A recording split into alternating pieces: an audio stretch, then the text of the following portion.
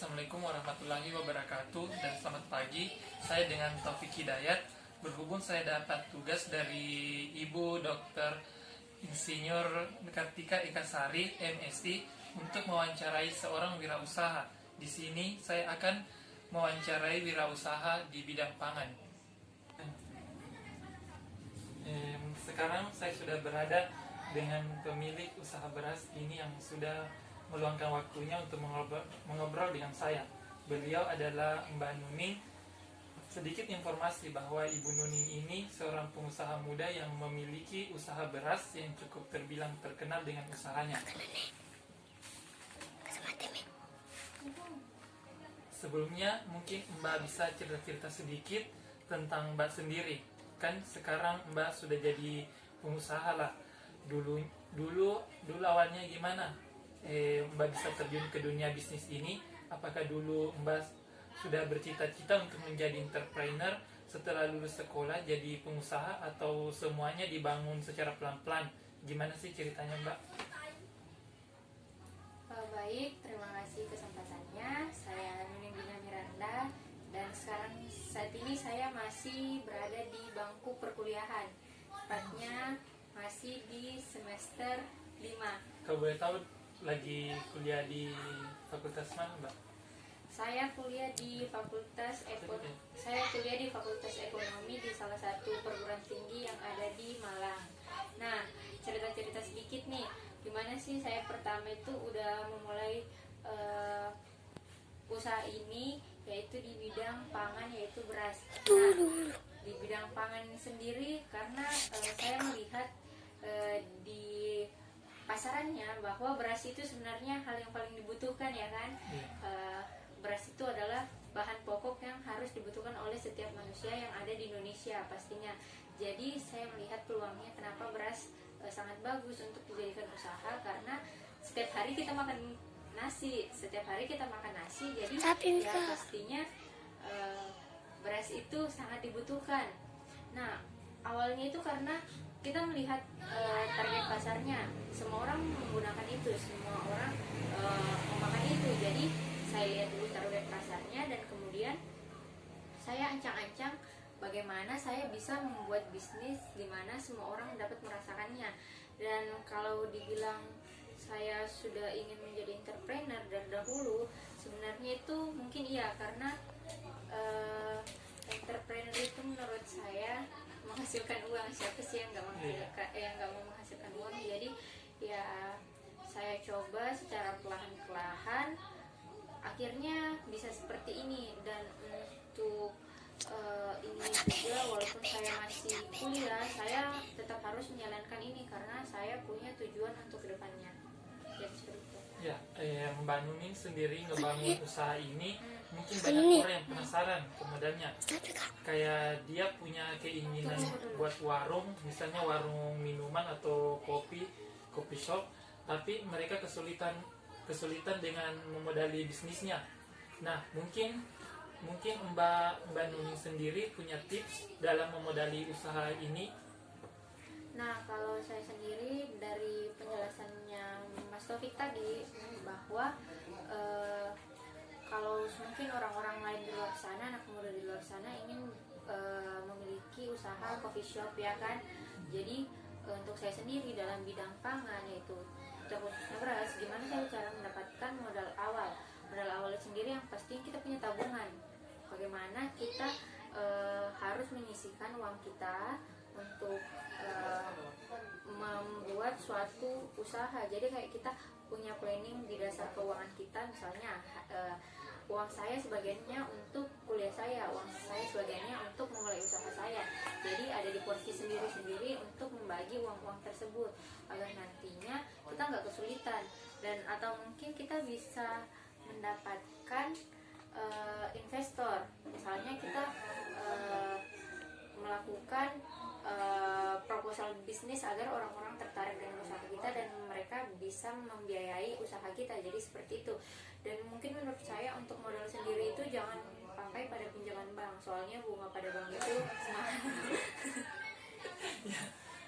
Mungkin yang bikin penasaran lagi, nama tempat usaha Mbak ini yang yang namanya Lancar Jaya. Mungkin kenapa sih diberikan nama Lancar Jaya? Apa alasannya itu, Mbak? Ya, untuk namanya sendiri Lancar Jaya. Kenapa pakai nama Lancar Jaya? Karena lancar itu kan bahasa Indonesia kita tahu terus ngalir dan terus jalan tanpa ada apa kendala atau hambatan. Terus kan jaya itu kayak misalnya kayak berada di puncak terus. Jadi ya menurut saya filosofinya ya supaya selalu bisa meningkat ya, misalnya selalu meningkat, selalu mengalir, biar ya itu dapat uang terus. Yang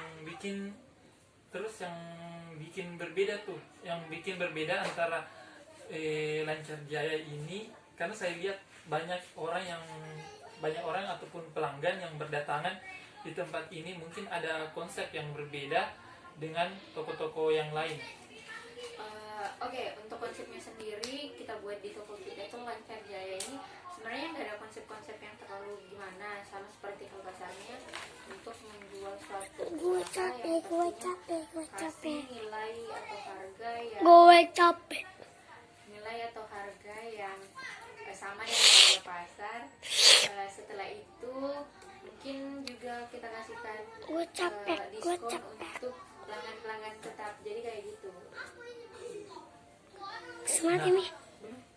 Nah, Mbak ini kan juga selain pengusaha, Mbak juga sebagai mahasiswa. Nah, kadang-kadang kan orang kalau bisnis itu terpaku pada bisnisnya dan sebagainya, sehingga jadi lupa pada waktu untuk kuliah. Jadi mungkin Mbak punya cerita atau tips untuk teman-teman gimana sih ngebagi waktu antara kuliah dengan menjalankan bisnisnya ini. Untuk kuliah sama bisnis itu sebenarnya sedikit susah, karena kita tahu kuliah itu tugasnya banyak, kayak Mas Topik sendiri punya tugas yang banyak sedemikian pula saya.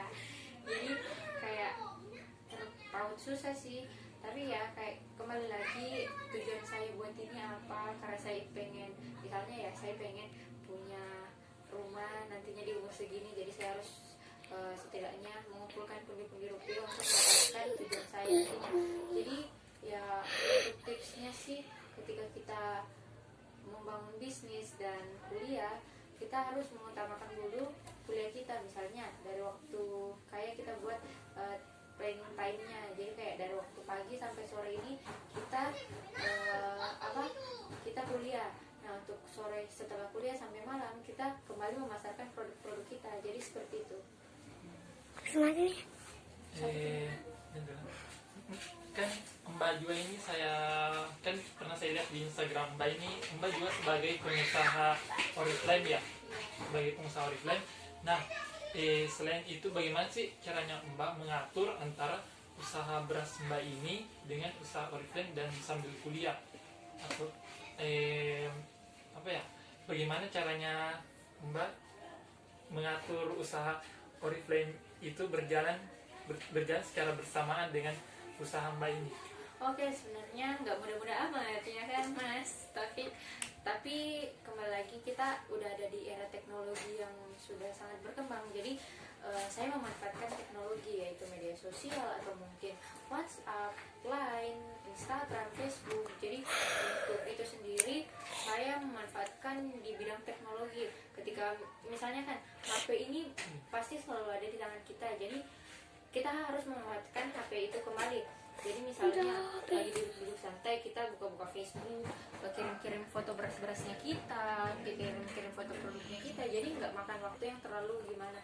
Tapi untuk pengirimannya sendiri ya kita tetap lakukan. Jadi misalnya kita tanya customer-nya, kita dapat mengirimnya di waktu yang kosong, misalnya weekend atau kemana. Jadi kayak gitu, jadi tetap balance antara kuliah dan karir. Yang terakhir ini Mbak, mungkin Mbak punya tips atau saran bagi teman-teman di luar sana yang ingin memulai membangun dirinya untuk menjadi pengusaha. Bagaimana tips dan saran Mbak? Untuk saya sendiri tipsnya itu yang pertama punya niat.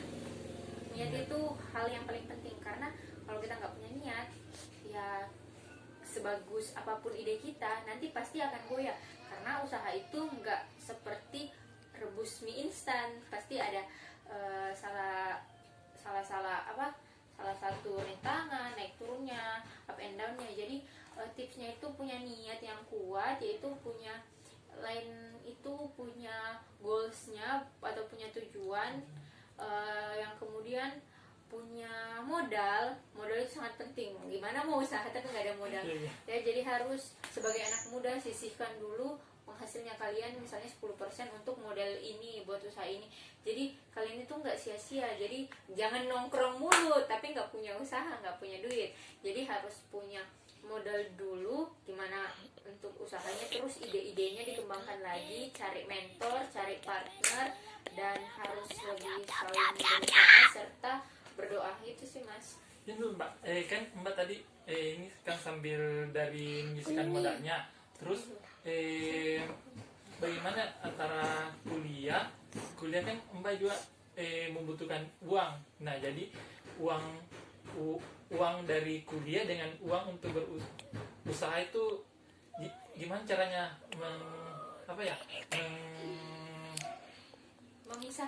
memisahkan antara uang kuliah, apalagi kalau kita kan membayar uang semester lah begitu, apalagi kita juga mau bayar uang perkuliahan, terus Uang buku bersamaan juga dengan mau memulai usaha dengan modal itu, terus bagaimana solusi Mbak untuk menangani hal itu?